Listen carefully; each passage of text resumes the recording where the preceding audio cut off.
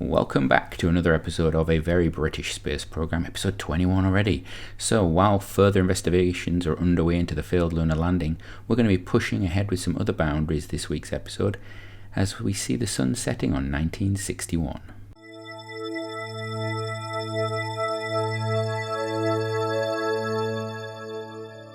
So it is the 27th of December 1960 and we are launching another red lipsticky type looking craft. This is the EOS 1A. Its mission is going to be to go to Venus. So originally this craft was actually built before the EOS 2 crafts. It's got a little less Delta V on it, but very much the same design. We're not pushing the launch vehicle quite as much. As with the Mars missions, we're going to send a couple of these up there just in case, make sure that we get there okay. And you can see this craft takes off lovely. We head up, we get into our sort of second true stage there, which is pretty much the first stage of the old Black Arrow. Burning beautifully. You know, we're moving along really well at speed here. You can see the craft on the top there, the EOS 1A. Very much the sort of boxy Newton 1 sort of bus that we developed a few episodes ago for this sort of job and for geostationary. Onto our third stage now with those two Gamma engines firing away as hard as they can for as long as they can. We're going to try and put this into an inclination similar to the moon, so that's what we're actually doing. We're using the rendezvous planner just to keep a mind on the inclination of the moon so we can fit that up, because it's a nice inclination for interplanetary travel, shall we say. So there we go, we're just bringing it on up into orbit. We detach that final stage, and there we go. It's going to sit in orbit and we're going to run some checks on it. So we're going to rename it EOS 1A. Off we go. So on to number 2, and yeah, this is just going to be, it's becoming, this is the fourth of these EOS craft that we've now launched. And this should be easy, shouldn't it? Yeah, fine. So this is the EOS 1B. This is the sister craft. This is going to also be going to Venus. We've got a window coming up shortly on that, and so we want to get everything prepared for that. Obviously, we know that the Russians and possibly the Americans are going to be interested in that window as well. The Mars stuff is moving ahead, and we're sort of in the lead there. So we have a little bit of a reduction in the power on one of our side boosters. It's less efficient, but we should be able to survive there. We might have a bit of an unequal fuel feed there, which could be problematic, but we're okay. And then we've lost one of the engines completely now, or because its fuel's run out. We need to detach that while we've still got fuel in the others. Get rid of that. Good. That's not the most elegant of approaches. This might be a problem. In fact, I think this is going to be problematic. I think we might still make it. I think I don't really want to. Yeah, okay. So at this point, we are looking a little rough on orbit for this, because we have a situation whereby yeah, the Delta V on this is actually not as high as the EOS 2s, because these were built earlier and we were a little bit less oh dear, and we've had an engine out on that. That's just, yeah, final stage there. One of the Gamma engines gave way. I think that's the first time we've ever had a Gamma engine fail there, and we can try and rescue the craft, and I think this is not going to go well. We don't really have this craft does not really have a future right now, because it ain't going to Venus. So we could just oh no, we've now lost its row engine as well. That's brilliant. We were thinking a point there of using it as a communication satellite or something, or just use it for something. It could even go to the moon, but nope. So we had an engine fail on the first stage. Well, a fault on the first stage. We had a fault on the third stage. We had a fault on the probe. It looks like we've had 3 engine faults in one launch. Well, that was better happening all at once than on individual flights, at least. These Australians are not doing well at the moment. This is not going well. But I'm sure you know. Oh well. So back in orbit. It is now. It is time for the departure of EOS 1A. This is the 14th of January 1961. if 1961 is starting off with failures, that's going to be problematic. That is very problematic. So we're going to just burn off there. And we're using a large chunk of the Delta V this craft as on board. We could actually have done a 2-stage craft and then discarded the lower end for a little bit more efficiency. But we have this craft designed, and it's a nice sort of multi-purpose bus at the moment.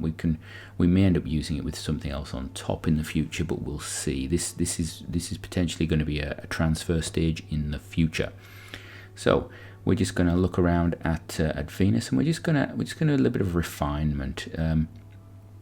This is now the 18th of January 1961. We're going to refine our maneuvers. We've just about left the sphere of influence of Earth, so we're into interplanetary space, and that's a nice time for us to just refine it, get as much bang for our buck. We could do a bit around Earth in a bit better, but we're just going to use our RCS, and we want to have a skimming orbit of Venus. We want to come in nice and close. Once we cross, we're going to use the RCS just to tidy it up a little bit. We're going to try and use the main engines around Venus and see what we can do, because we should have signal. Unlike the Mars missions, EOS 2, we actually will have signal when we get here, which is a big bonus for us, because it means we can get that science straight back, and it also means we can control a craft as it comes in, which is very nice. It also means we get the science back straight away, because we need that. All of our science, all of our research has been going on to a project that is coming up, shall we say, at the end of this episode. So with that craft ready, we need to get some money, because we can get science, but we also need some money. So we're just going to this is now the 30th of January 1961, and we are launching the first of our second generation navigation satellites, and these use time difference of arrival of pulse signals to identify location. So basically the idea is, if you've got a pulse signal coming in and it comes in at different times, it's time difference, you can sort of calculate distance between things. And so that's how it's going to work. Not massively the most accurate system in the world. We need to put this into a quite a high orbit. We're going to go for, for us it is a 900 kilometer orbit. We normally hang around the 200 kilometer range. And we've put 115 units of the payload on there. As this goes up, we unfortunately hear that the USSR has sent a craft towards Venus, which means that if we have a failure on EOS 1A, they will be the first nation to get into Venus's sort of sphere of influence, and that would be a disappointment for us. We like our firsts. It is also quite scary, because it just shows that they have a massive launch cadence that we're actually having difficulty keeping up with, even though we were so far ahead. So there we go. We're just going to refine the orbit of this piece of tech, this craft, this satellite, get it up there. We're hoping that it's going to actually help us just get some more money, so we can try and keep ahead of the Russians. We're not quite sure what's going on with the Americans at the moment. They're up to stuff. So we have a mission, and that mission is first orbital flight. We are going to go to orbit. However, we don't have any capsules and we don't have any heat shields.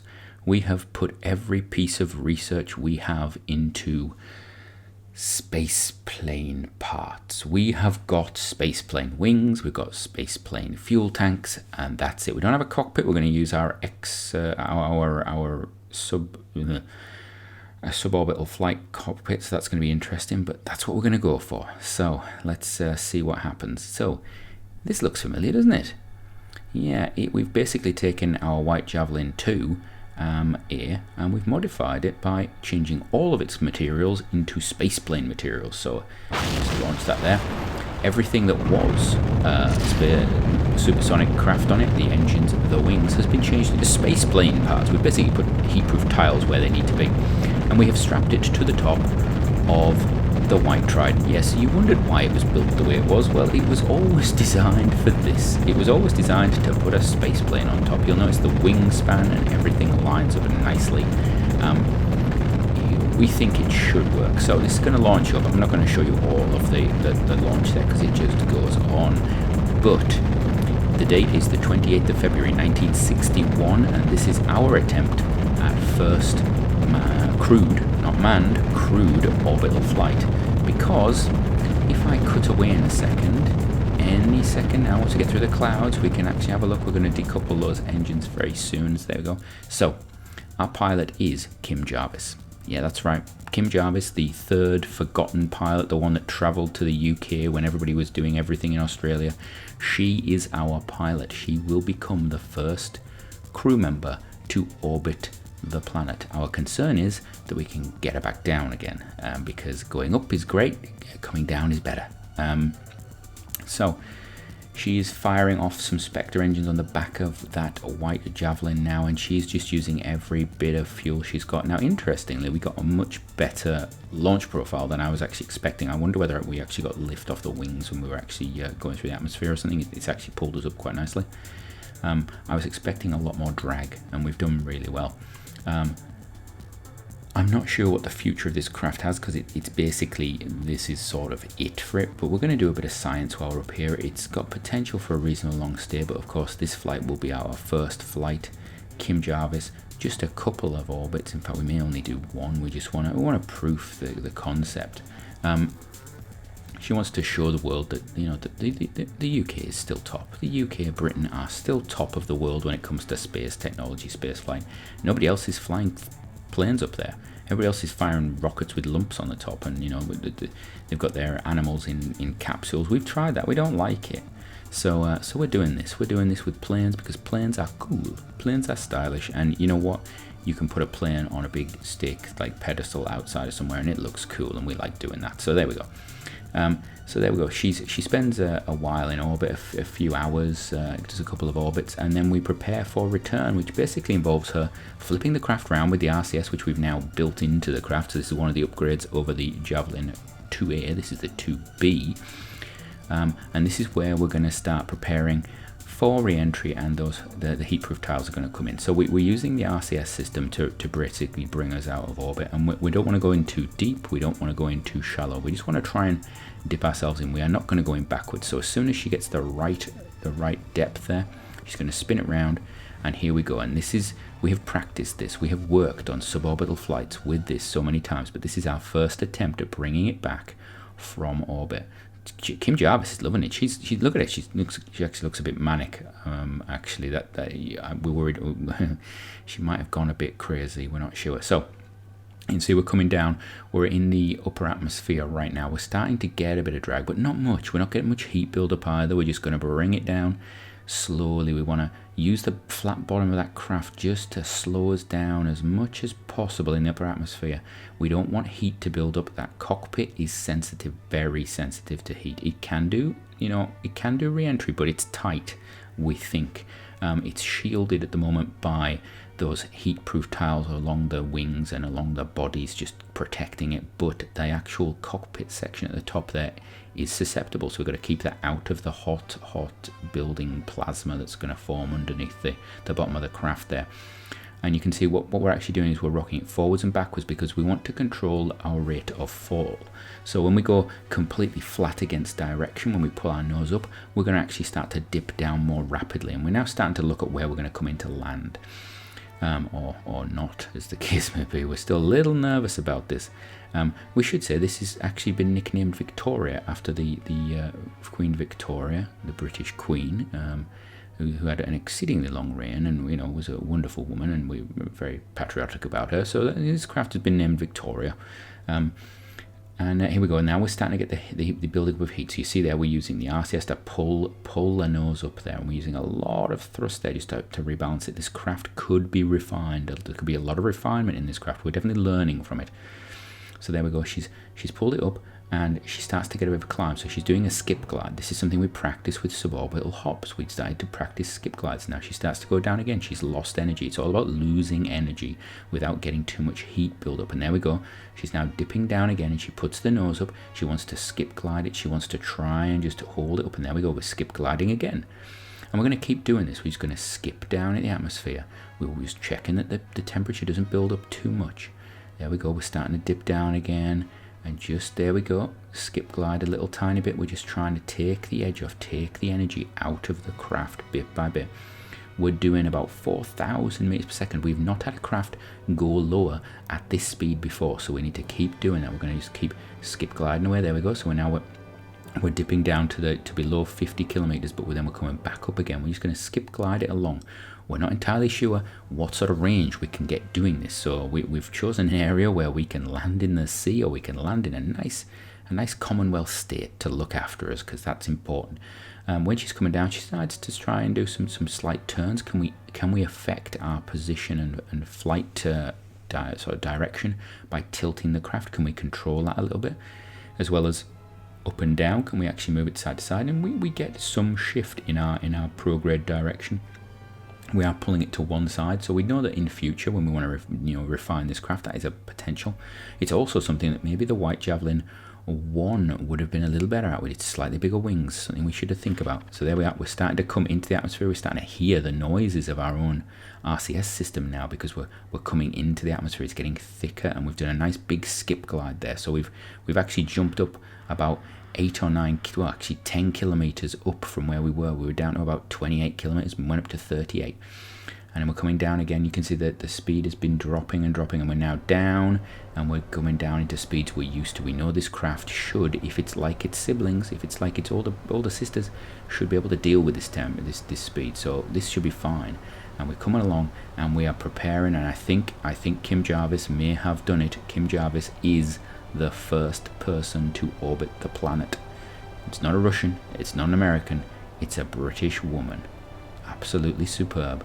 Now all she's got to do is land it, well, it looks like it's a splashdown, and possibly wait for a fishing ship, or maybe something from the Royal Navy to come and collect her. I'm sure we've got something around there. Our Navy's everywhere. It's a wonderful Navy. It does all these things. So as she's going to come in, I'm going to leave you there. We're going to wait for the parachutes to open any moment. Pulling it in nice and carefully. And there we go. Now, is it going to pull? Is it going to stop her? Is the craft too heavy? It looks like she's slowing down. So, as Kim comes in to land or splash down, I'm going to say, until next time, we are Orbital. Have a great one.